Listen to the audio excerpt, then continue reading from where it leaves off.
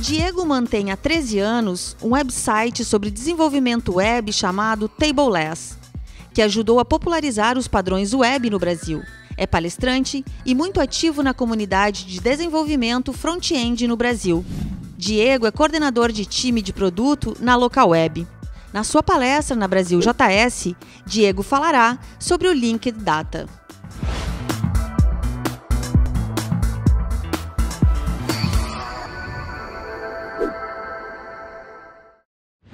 Bom, eu tenho um setup para começar, que aí assim eu fico um pouco mais tranquilo, tá? Eu gosto de fazer umas perguntas. A primeira delas é: quem é adventista aqui?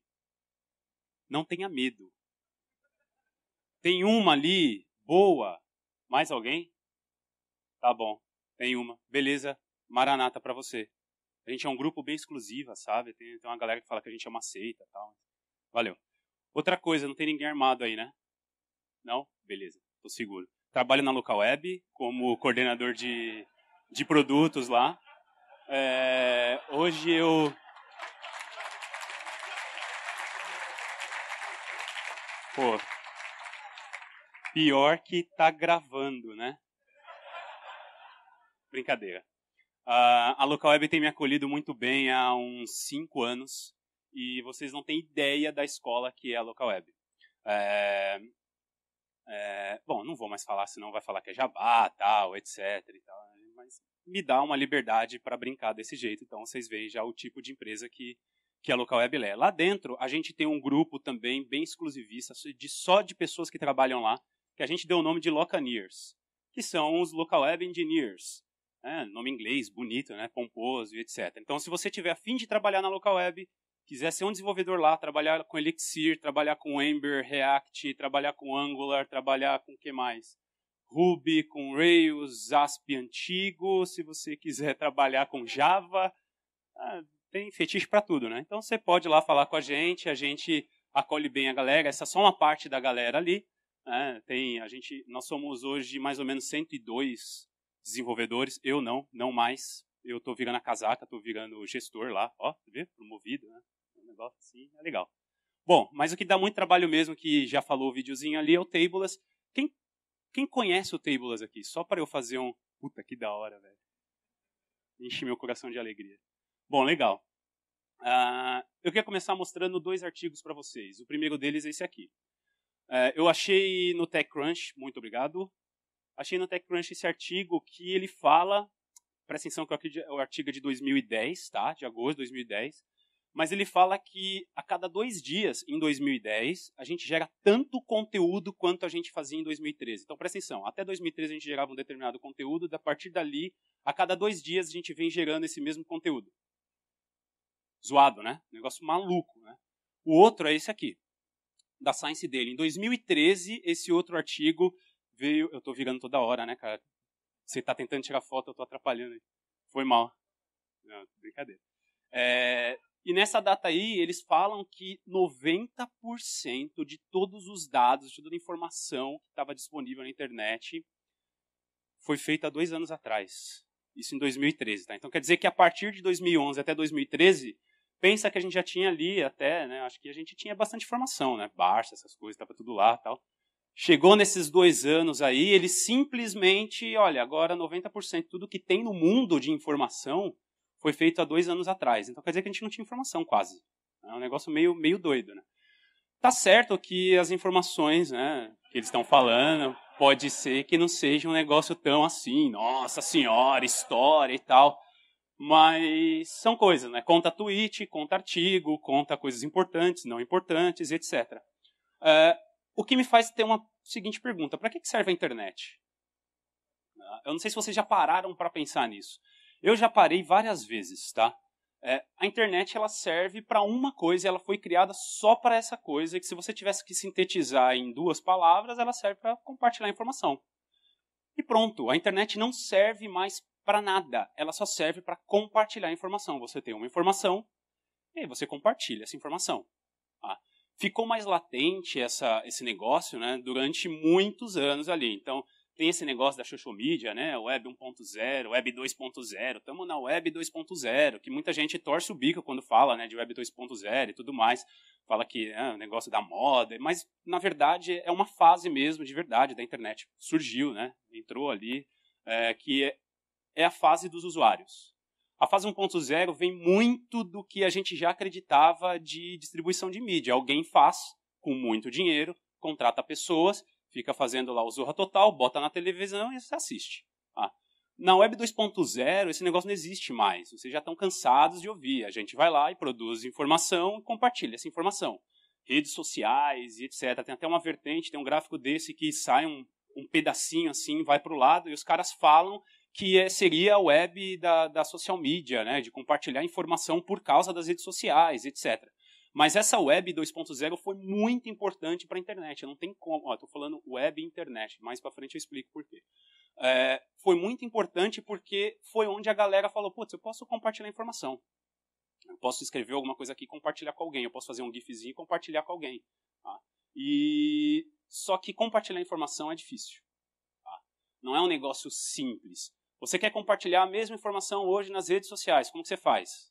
Eu uso o Hootsuite, uso alguma coisa lá que manda para tudo de uma vez, etc. Não é bem assim. Você quer pegar um site ou um artigo que você fez e você quer compartilhar nas redes sociais, você tem que ter uma série de códigos para cada uma delas, e etc, etc, etc. É um negócio meio difícil. Se você quiser compartilhar qualquer tipo de informação, por exemplo, você quer mandar um GIF para o WhatsApp. Não manda. É por isso que eu vou aproveitar que tem um auditório desse tamanho. Usa Telegram. É muito melhor, pelo amor de Deus. Quem não está batendo palma, usa o WhatsApp. Tô brincando. E compartilhar informação é tão difícil, mas tão difícil, que um cara, que nem esse aqui, já passou uns apuros anteriormente. Antes da gente ter esse problema de não mandar GIF para o WhatsApp, ele tinha um problema muito maior. Esse cara, no início, né, da vida dele, etc., todo mundo conhece ele, não precisa falar o nome, né? Tá, o nosso amigo Tim, né, ele trabalhava num lugar que é coisa de louco. Ele explodia partículas. Para quem não conhece, é o CERN. Manja, aquele negócio que os caras pegam e falam, vamos explodir umas partículas hoje para ver se a gente descobre um negócio novo. Os caras põem lá umas partículazinhas lá, uns prótons, malucos, uns fótons, etc. Bota para rodar esse negócio aí. E explodem, simplesmente assim. Então um lugar desse, onde tem cientistas de tudo quanto é lugar, onde tem professores, especialistas, os caras, mais fantásticos que vocês devem conhecer um dia, os caras não sabiam organizar a informação. Os caras ele fala que ele tinha um problema, o Tim Berners-Lee nesse caso, que quando os caras faziam algum experimento lá, e eles queriam analisar esse experimento, os caras não conseguiam ter um lugar onde, vou abrir aqui o meu notebook, não dava. Porque ia dados para um computador, ele lia aqueles dados naquele computador, ele não conseguia pegar esses dados e mandar para outro computador, porque aqueles dados estavam escritos no formato X e o outro computador só dava para ler formato Y. E outra coisa é que o cara simplesmente falou que eles perdiam informação. Então, presta atenção. Eu estou falando de um lugar que os caras de manhã eles acordam, falam que vai explodir tudo num tubo maluco lá e etc. E os caras não conseguiam guardar informação. Então, você é um cientista, eu sou outro, e você queria compartilhar comigo os dados que você teve na noite anterior, quando você ligou lá o negócio, lá o LHC, escondi de todo mundo, e explodiu um amendoim. Você não conseguia fazer isso de um jeito fácil. Então ele falava, cara, é muito difícil, era muito melhor eu pegar e conversar com alguém tete a tete na hora do café do que ir no computador do cara, do que o cara me mandar um arquivo para poder decodificar aquilo e etc e tal. Então eles lá dentro do CERN, onde eles estavam investigando um negócio maluco, doido, eles não conseguiam compartilhar e nem organizar a informação direito. Aí o cara teve uma ideia, claro, né? O cara é gênio, ele falou, cara, eu vou botar ordem nesse negócio aqui. Eu vou propor uma coisa que vai organizar essa informação desse lugar, porque está tudo zoado. Aí ele foi lá e escreveu uma proposta. Aí ele chegou para o chefe dele e entregou a proposta. Aí o chefe dele falou que ia ler. Beleza, eu li. Aí depois que o chefe dele morreu, muito tempo depois, eu descobri isso nessa semana, quando eu estava lendo a história. Acharam essa proposta do cara. E olha o que estava escrito ali em cima, se alguém não viu ainda. Agora, imagina, você é o cara que criou a internet, tá? Essa proposta aí é a proposta para criar a internet, é por isso que nós todos estamos aqui hoje conversando. Você tem isso na mão, aí você dá para o seu chefe. Seu chefe, fala, tudo bem, vai lá, vai fundo, vai na fé, irmão. Aí escreve, é vago, mas é excitante. Joga fora. Vai fazer outra coisa. Com a proposta da internet na mão. Engraçado, né? Mas pelo menos ele falou pro Tim Berners-Lee, pode ir, vai lá, cara, vai na fé, faz isso aí que você quer fazer.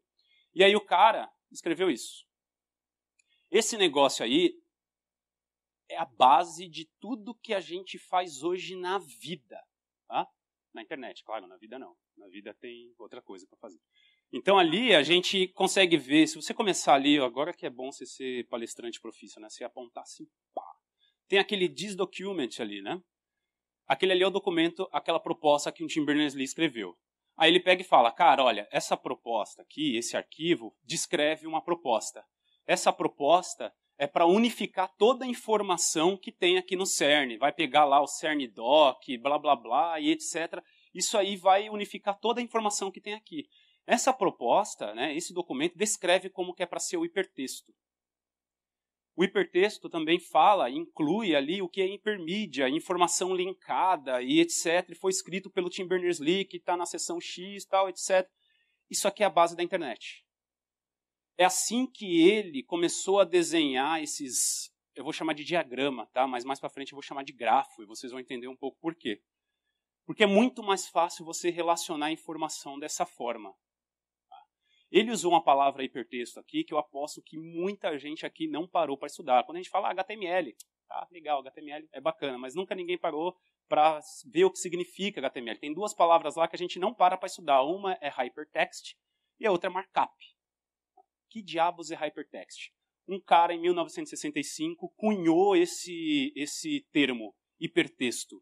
Esse termo hipertexto, eu estava conversando com o Newton, ele deve estar assistindo aqui, o Newton verificou essa palestra, tá? Ele é craque nesse assunto, estou até nervoso exatamente por causa disso.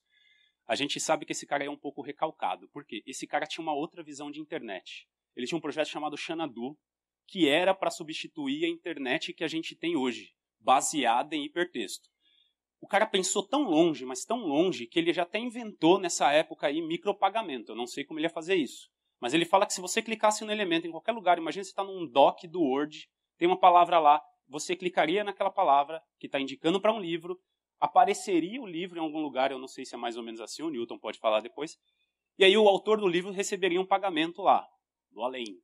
Mas todo mundo lá, os direitos autorais e tudo mais, ia estar pagos. A gente fala que ele é recalcado, porque ele ficou com inveja do Tim Berners-Lee porque deu certo a internet e a dele não. Mas ele cunhou, né, nesse projeto esse cara aqui, o hipertexto. Então, o hipertexto nada mais é do que você ter uma informação ali, que você pode pegar essa informação, colocar um monte de outras coisas, aí entra a outra palavrinha lá, hipermídia, e esse texto pode ser linkado para outras fontes. Simples assim, outras fontes de informação. Essa ideia de você ter informação separada, né, documentos separados, e você relacionar esses documentos, não veio também do Ted Nelson. Então, o Tim Berners-Lee usou um termo cunhado pelo Ted Nelson, que usou uma ideia que surgiu, né, começou a ser popularizada com o pessoal com o Vannevar Bush. Esse cara é sensacional. Procurem depois no Google um artigo chamado As We May Think. Esse cara, ele escreveu esse arquivo, e lá ele fala que o jeito que a gente organiza a informação, naquele tempo, tá? Era um negócio meio zoado. Porque era um negócio muito linear. Como a gente estrutura dados, como a gente estruturava informação, era um negócio muito linear, o que dificultava da gente consultar essa informação e a gente relacionar essa informação de novo. Como ele estava no auge da maior tecnologia que o mundo já tinha visto naquela época de storage de informações, né, ele falou, cara, a gente já usa a melhor coisa que tem, que é o microfilme. A gente já coloca quanta informação a gente quiser, em quantos microfilmes a gente quiser. Olha a ideia. Se a gente guardar os microfilmes de determinada maneira, etc., eles vão durar para sempre. Então a gente não tem mais que se preocupar em como guardar a informação. A gente tem que se preocupar em como a gente organiza essa informação.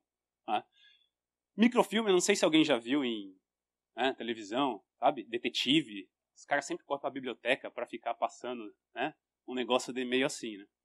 Ele fala, e o jeito que a gente organiza essa informação está errada, porque a gente tem que organizar a informação de uma forma associativa, de uma forma relacional, de um jeito que a gente consiga pegar, tem uma informação aqui e a gente quer ver as coisas relacionadas àquela informação e fica fácil da gente consultar essa informação secundária. Tipo uma enciclopédia. Mais ainda, tipo o nosso cérebro, né? Então, se eu falar para vocês aqui sobre mamíferos, agora vocês devem estar lembrando um monte de coisas aí na cabeça de vocês que podem ser essas ou não podem ser essas, mas você está relacionando informação de uma maneira instantânea. O seu cérebro faz isso, é automático, você não tem como bloquear. Tá? Então, quando a gente fala de uma informação, uma fonte de informação, essa informação está relacionada com outra. Essa relação, por exemplo, a baleia é um mamífero, o mamífero é um animal. Eu vou falar mais para frente, a gente costuma chamar de triplos, né, o triple em inglês e etc. Tá? Porque você tem um sujeito, você tem um predicado e você tem um objeto. E o predicado é, na verdade, como que o sujeito e o objeto se relacionam. Tá? Então ele, com essa ideia, falou, beleza, eu tenho uma ideia de uma máquina para a gente fazer isso, chama Memex. O Memex nada mais é do que um computador baseado com os microfilmes ali, né, infinitos microfilmes, não sei onde ele colocaria isso, mas você vê que tem 2 iPads ali, né, tem 2 telas ali, e do lado tem um teclado. Imagina que você está lendo lá sobre, sei lá, veículos automotores. Tá? Então você discou ali na tecla AX39. E aí você quer ler sobre motores de combustão interna, né? Tudo a ver, está vendo? Veículos automotores, tal, etc. Você procuraria ali, apareceria na outra tela, e você quer relacionar essas 2 informações, você cria um código, uma senha, para posteriormente, se alguém quiser ler sobre os 2, você já relacionou aquela informação ali. Muito parecido, né, com o que a gente tem hoje na internet, né? Você tem uma página lá e você quer relacionar essa página com outra. Você tem um documento com toda a informação e você quer relacionar essa informação com outro documento que tem uma informação parecida, uma informação que tem a ver com isso que você está lendo. A gente só faz isso de um jeito na internet. Como? Link, né? E o cara falou hiperlink ainda. Palmas para ele, porque hiperlink vem do hipertexto. É um link que simplesmente você liga um documento para outro. Simples assim. Então, o problema que o Tim Berners-Lee tinha na época foi resolvido. Beleza. Cara, eu não preciso mais ficar indo em vários computadores, mandar e-mail para o outro lado do mundo com informações, etc. Eu simplesmente crio um documento, escrevo o que eu tenho que escrever num formato padrão, e esse documento pode ser linkado com outro documento que outra pessoa escreveu no mesmo padrão, e assim por diante. E assim a gente tem a internet. Só que quando a gente linka alguma coisa na internet, a gente linka documentos. Exatamente por isso que a web que a gente conhece hoje é chamada de web de documentos. Links não associam informação. Você tem um documento que tem informações dentro dele. Então, vem outra pergunta da palestra. Né? Como que o Google consegue fazer essas coisas? Cara, é coisa do capeta. Desde aquele tempo, o Google já faz uns negócios malucos, já descobre a tua vida inteira. E tipo, como que o cara faz isso? É coisa de detetive mesmo. Porque máquina não consegue entender informação. Tá? Então, se a gente tem lá, por exemplo, um título e tem um parágrafo, você sabe que aquele é um título, claro, porque está escrito o título, mas porque você consegue entender as características daquele título. Você sabe que títulos, por exemplo, tem uma letra maior, né, tem poucas palavras, já o parágrafo é diferente, a letra é menor, tem mais palavras e etc. e tal. A máquina não consegue entender isso por conta própria. Você tem que fazer o quê? Marcar. Agora, o cara sabe que aquele ali é um H1, e H1 é um título de maior importância. Se tem um back-end aqui, não é para você colocar uma letra maior que a outra, tá? Quando você coloca H1, você pode mudar pelo CSS e colocar a letra que você quiser. Então, quando você coloca ali H1, estou brincando com back-end aí, tá? Zoeira. É que o pessoal usa Haml, né? Então você tá ligado. É problema. Aí fica ali o título, então você sabe agora que a máquina, na verdade, a máquina sabe que você tem um título de maior importância com parágrafo. Aí o Google começa as suas mágicas, né? Antes do Google usar o meta description, o que ele fazia? Se ele encontrava um título, ele sabia que o título, H1, era um negócio de maior importância. Se via um P logo depois dele, é um parágrafo, né? Um lead, é uma manchete, o cara está introduzindo o assunto, o artigo ali. Então ele já pega isso daí e indexa, né? Colocava lá. Bom, beleza. Aí a gente vai, isso aí é o HTML básico, né? Aí a gente vai para um negócio assim. Estamos lá na Globo e tudo mais, e etc. E aí a gente coloca desse jeito. Div para todo mundo. Aí vai um pouco de HTML5, né? A gente sabe que div não tem semântica nenhuma e etc. Então a gente tem que dar semântica para a estrutura do código. Então a gente sabe que se a gente colocar um H1 ali no article, a gente sabe que é muito mais importante esse H1 no article do que o H1 no footer. Exatamente por causa do contexto. Porque se o H1 está no article junto com o texto e a tag chama article, é porque aquele ali é o artigo do site. Então o Google consegue chegar lá e falar, cara, isso aqui é o artigo. Eu vou indexar esse negócio aqui primeiro porque é o filé. Não é o header, não é o aside. É o filé da página. Eu vou indexar isso aqui primeiro, e o H1 que eu encontrar aqui, eu sei que é muito importante. Embora o Google tenha esse contexto, eu estou falando Google porque é o que a gente consegue atrelar todo mundo, tá? Nivelar todo mundo. Mas qualquer tipo de robô, máquina, sistema de busca, tanto faz, tá? Qualquer coisa que consiga entrar no seu HTML e ler. Ele fala, cara, beleza, eu tenho o conteúdo aqui. Mas ele ainda não sabe o que está escrito no conteúdo. Se você ler esse texto aqui, olá, eu me chamo Diego Way, sou brasileiro, trabalho na Local Web como coordenador de times, tenho um website chamado Tables e você pode entrar em contato comigo pelo e-mail X. Pronto. Não mandem spam, por favor. Quantas informações você consegue tirar desse parágrafo, né, desse texto, você como ser humano, sobre mim? Bom, primeiro meu nome, né?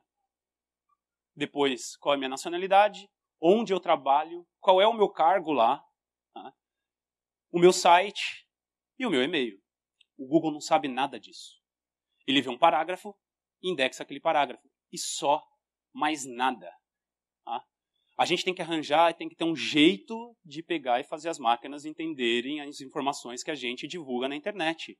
A gente tem que fazer isso e, ainda mais do que isso, a gente tem que relacionar essas informações.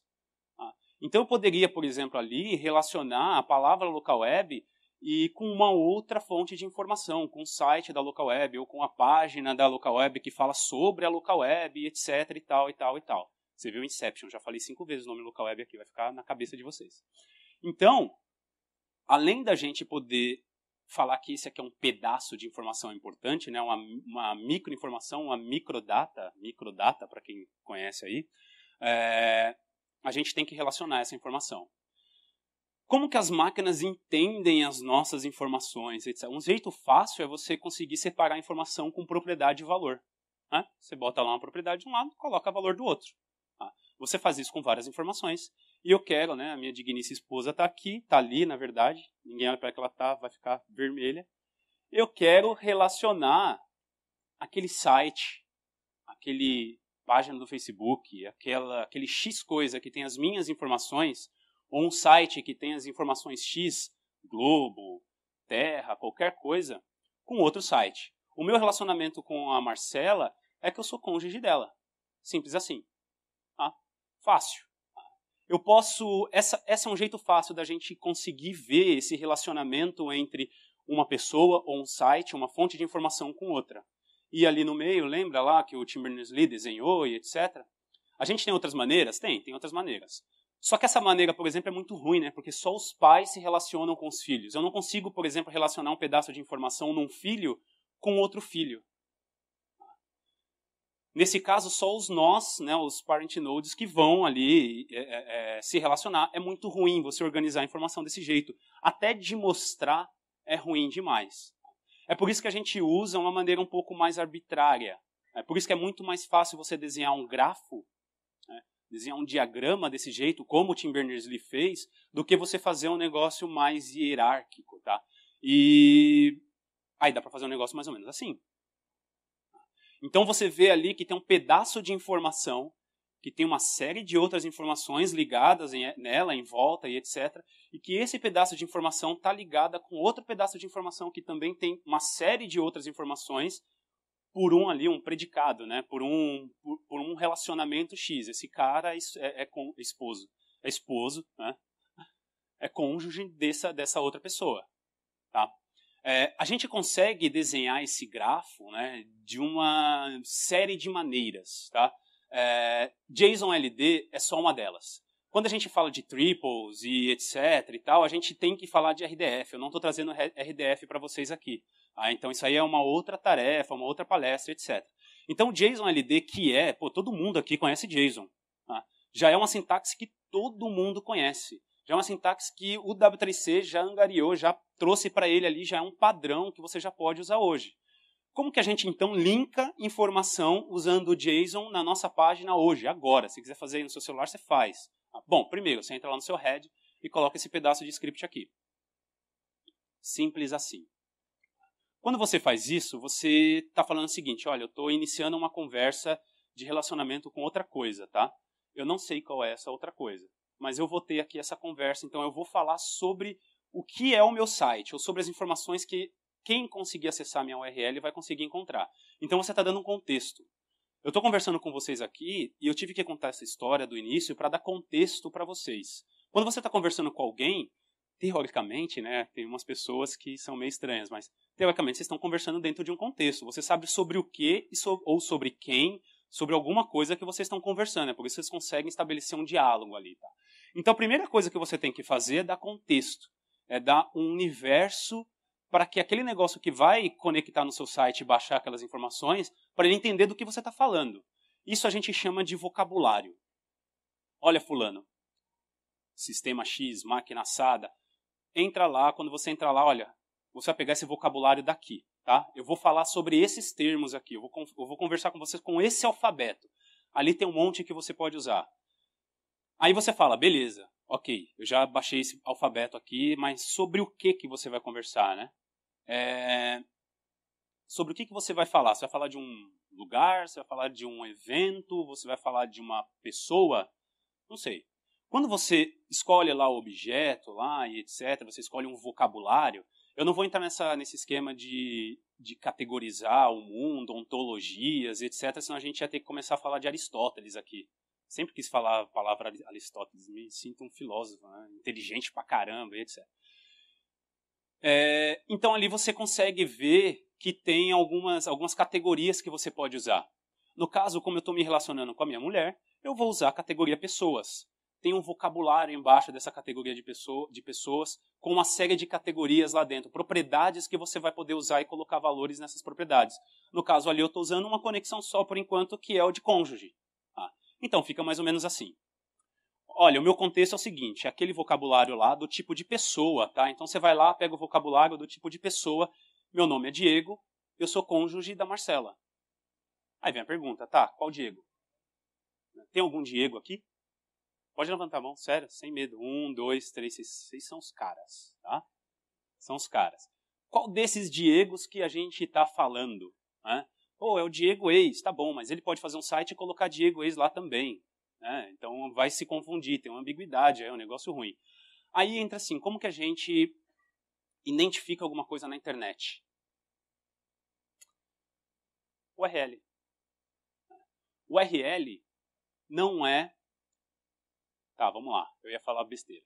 URL é um tipo de URI. URI é um jeito que você identifica coisas na internet.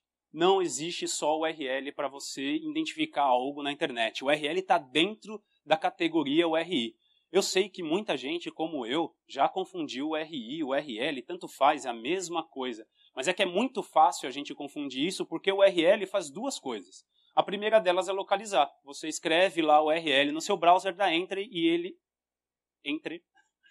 ele vai lá e localiza o seu site ou o que você está procurando. Você faz um endpoint X na sua API, ele vai localizar aquele pedaço de código que você precisa para poder fazer o seu sistema e etc.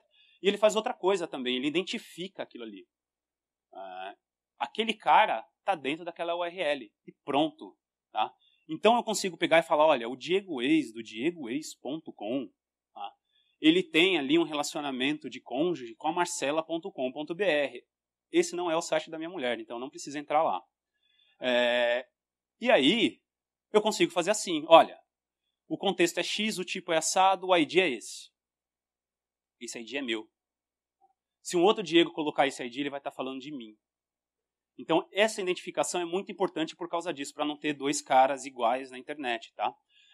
Tem uma outra história ainda, por exemplo, Diego, eu posso colocar ali no lugar do ID da Marcela, que está ali marcela.com, esqueci do BR, posso colocar um endereço do Facebook? Pode.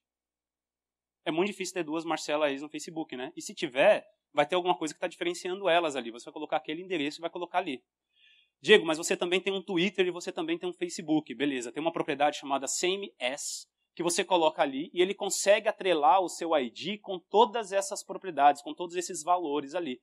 Então ele vai saber que o facebook.com/DiegoEx é o mesmo, o Twitter @DiegoEx é o mesmo e assim por diante. Então eu começo a tirar esses problemas de ambiguidade para lá. Gente, é só isso. Muito fácil, né? Palestra light pra caramba. Não, fala sério. Né? Quem usa esse negócio? Cara, quem usa hoje? Óbvio. Quem? Chuta. A Globo.com. Vocês acharam que ia falar Google, né? Cara, quando eu descobri que a Globo usa isso, sensacional. Essa parte aqui do site deles é tudo feita com antologia, vocabulários específicos que eles usaram, usando uma linguagem de query chamada Sparkle, que a gente usa exatamente para poder fazer essas relações e retirar, né, essas relações de uma fonte de informação. Então, toda vez que você entrar lá na Globo, vai ter uns negócios assim. Saiba que isso é web semântica. Outro cara que usa isso é, claro, o nosso digníssimo Google. Eu vou dar um play aqui, peraí. Wouldn't it be amazing if Google could understand that the words that you use when you're doing a search, well, they aren't just words. They refer to real things in the world. That a building is a building, and an animal is an animal, and that they're not just random strings of characters. If we can understand that those words are talking about those real-world things, then we could do a better job of getting you just the content that you want off the web. The way Google is trying to build information about real-world connections is by building a knowledge graph. The knowledge graph is about collecting information about objects in the real world.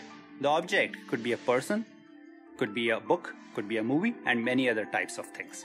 For example, for a famous person, we collect relevant data about them, such as their date of birth or how tall they are. We can also connect that person to closely related objects in the knowledge graph.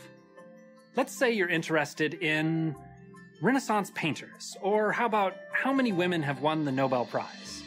By understanding the relationships between things, be it between painters in the Renaissance or women in the Nobel Prize, Google can do a better job of understanding what it is exactly you're searching for. One of the first features we are going to introduce, which applies the knowledge graph, is a panel next to the web results. When you have a question to answer, others may have come to Google already to search for the same thing. Google can jumpstart your research process by combining the information that others found useful with the information in the knowledge graph. All of the collective human wisdom that comes through our search engine, what people are searching for, tells us what are the interesting things to put in our database. Take Leonardo da Vinci. Let's say you wanted to learn about the most important Renaissance painters. You might search for Leonardo da Vinci because he's the only Renaissance painter you know about. Now, you'll see information right in the search results that helps you explore the broader topic of Renaissance painters. You'll see some of the most famous paintings from that era, like the Mona Lisa, and discover other painters of that time, like Michelangelo and Raphael. We're in the early phases of moving from being an information engine to becoming a knowledge engine, and these enhancements are one step in that direction. As we grow the knowledge graph and make it larger and richer, we're really excited at the opportunity we have to understand more of the user's queries, to understand more about the information that's out there on the web, and intelligently connect the two to each other. Sensacional, né? Então, assim, entenderam ali o gráfico, né? Não é que os caras usam, né, gráficozinho para tudo. Não, é porque com o código que você digita lá, se você quiser mostrar de uma maneira mais fácil um diagrama, quiser mostrar um grafo daquelas informações e você conseguir ver essas informações ligadas a outras informações, é muito melhor você ver daquele formato. Isso que a gente escreve aqui nada mais é do que aquele formato, só que em forma de código. Só isso. E agora vocês sabem de onde o Google puxa todas as informações. Eles compraram o que a gente chama de database, um banco de dados semântico, vamos colocar, se chama freebase.com, depois vocês entram lá. Vai estar escrito deprecated lá, porque o Google já não está mais continuando, agora eles estão fazendo para eles lá dentro, né? Então eles já tinham uma base de informação semântica pronta ali, onde eles iam arranjar isso, né? Se eles fizessem do zero ia dar ruim. Então eles pegaram aquilo, se apropriaram daquilo e começaram a fazer essas relações. Se você já vai receber um e-mail desse jeito, assim, no Google, saiba que esse e-mail é recheado de JSON LD. Tá? Você manda para os caras lá um pedaço de JSON, eles montam isso aí. Isso aí, eu não sei se vocês já viram, quando chega um e-mail do GitHub, né, que você pode aprovar por request, pode fazer uma parte de coisa. Então tem uma série de ações ali que o Google está usando o JSON LD, que você simplesmente, se você fizer um produto e que vai mandar um e-mail para um usuário e você quer que esse produto tenha algumas ações ou esse produto mostre mais informações relevantes para o usuário, você pode fazer assim. É um formato que ele já tá aceitando. A melhor coisa que eu achei do JSON LD, em vez de você usar RDF, usar microdata e etc. Microdata, aliás, está descontinuado, se alguém usa aqui, tá? Google já não está mais, o W3C já está retirando ali das prateleiras, etc. É que ele não precisa mexer no HTML. Então lembra quando alguém já mexeu com microformats aqui? Já bastante, né? Coitado, falecido do microformats. Entrou o microdata, limpou o microformats. Então, assim, o problema é que hoje você tem um site, você quer usar isso hoje. Tá? Você quer colocar lá no site, aí você não consegue, você não pode, você não tem acesso ao código HTML. Ou você tem que mudar tudo. É um negócio muito grande de mudar, muito ruim de mudar, dá muito trabalho. Então, o JSON LD você simplesmente coloca lá o script dentro do head, coloca as informações ali corretamente e pronto, está feito. Tá? Pô, Diego, legal, bacana. Como que eu testo? O Google já tem uma ferramenta que você pode jogar ali seu pedaço de JSON LD. Estou até usando o CMS ali como exemplo. Se você entrar no meu site e entrar nesse site aí do Google para testar, clicar em novo teste, colocar diegoeis.com, ele vai ler todo o meu HTML aqui do início e ele já vai puxar todas as informações de JSON LD que estão disponibilizadas naquele site. Tá? Então ele já joga ali do lado e você consegue ver se está faltando alguma coisa. Às vezes ele avisa, olha, se você está usando ali a propriedade cônjuge ou empresa, company, etc., é obrigatório ter um logo, ou ter uma imagem, ou ter um endereço, e etc. Ele já te fala tudo ali, então fica bem bico de você poder fazer. Tem uma outra parte do produto, tem uma outra parte desse negócio de teste que você entra, coloca o seu endereço como está hoje, e do lado ele preenche, você fala, eu quero, isso aqui é uma página de artigo. Você seleciona o título e ele já marca para você aqui título. Depois o texto, ele já marca aqui é o artigo, né, o texto, o body, né, o corpo do artigo. Um endereço X, autor, data de publicação e etc, etc. Ele já te dá ali o microdata todo feito para você. Você copia aquilo, cola, muda aquelas informações estáticas para as dinâmicas e já era. Tá? Só posso usar esquema? Para quem não sabe, esquema é um vocabulário, tá? É uma coleção de vocabulários. Então, se você vai conectar, como eu falei, vai conectar uma coisa ou outra, você tem que dar contexto, você tem que falar de onde ele tem que pegar aqueles termos, né? De onde ele tem que pegar aqueles vocabulários. Pega do esquema.org, é o mais conhecido. Tá? Lá o Google, o Yahoo, o Yandex, todos eles estão trabalhando em cima desse esquema.org. Se você quiser também utilizar, contribuir para o esquema, entra lá, eles contribuem no GitHub ou no e-mail na listagem de e-mails, lá, a lista de e-mails que eles têm, lista de e-mails, tá? Que eles têm lá e você pode trabalhar mais. Pô, Diego, eu quero aprender mais sobre isso, eu quero ler mais sobre web semântica. Vai aí umas palavras-chave para você. Dá uma estudada nessas coisas todas se você tiver afim, principalmente em RDFA, principalmente em hipertexto. Pode falar do Google Knowledge Graph. O Facebook lançou esses dias que é o Open Graph, que não só o Facebook usa, quem usa também é o Pinterest e outras redes sociais. Não é um padrão só do Facebook, isso que é da hora. Então é um padrão que eles estão levando para outras redes sociais para ficar muito mais fácil. Então se você colocou lá OGImage, a meta, né, meta tag OGImage, etc e tal, usando esse negócio Open Graph do Facebook, já está funcionando no Pinterest e várias, não sei o que você vai fazer com o Pinterest, mas várias outras redes sociais já estão usando. Mas se você tivesse que separar uma coisa dessas para estudar, estuda sobre Linked Data. Linked Data é sobre tudo isso que a gente falou e mais um pouco. Na verdade é um conceito, não é um framework, não é uma metodologia, não é uma tecnologia, não é nada específico, é um conceito. É como a gente abre as informações dos nossos sites, principalmente sites de conteúdo, de redes sociais, para o mundo. Então imagina se o mundo inteiro tem os seus dados ali. Imagina governo, por exemplo, que tem um dado de um monte de coisas. Eu não coloquei aqui para não ficar muito tempo a palestra, mas tem um monte de governo fora do Brasil, até dentro do Brasil, que estão liberando os dados e a galera está pegando esses dados e cruzando com outros dados e gerando informação gigante. Assim. Tem um cara que chama Rance Roslin, negócio assim.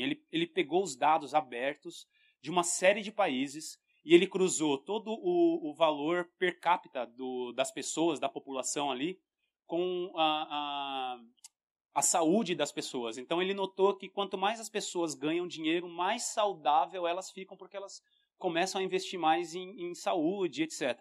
E ele começa a mostrar ali quais são os países que estão mais para frente, mais para trás, etc. E serve de insumo para os governos poderem, né? E etc. Então, se você tiver que escolher alguma coisa, leia sobre Linkedata. Tá? Leia sobre Linkedata que você vai estar coberto e você vai ver todas essas tecnologias que a gente conversou aqui. Pessoal, é isso aí. Valeu!